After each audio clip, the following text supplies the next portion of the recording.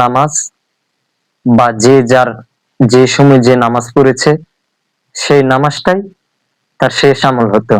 সেই লিস্টে আপনি থাকছেন তো? উত্তর যদি না হয় বা না, আপনি সেই আমলের মধ্যে বা সে আমলের লিস্টেও নাই, আপনি সেই আমলটুকু করেন নাই, তাহলে আসুন, এখনো রয়েছে নিজেকে শুধরে নেওয়ার সুযোগ। এই সুযোগ কেউ হাতছাড়া না করে, কেউ মিস না করে, আসুন সবাই আমরা নিজেদেরকে শুধরে নেই।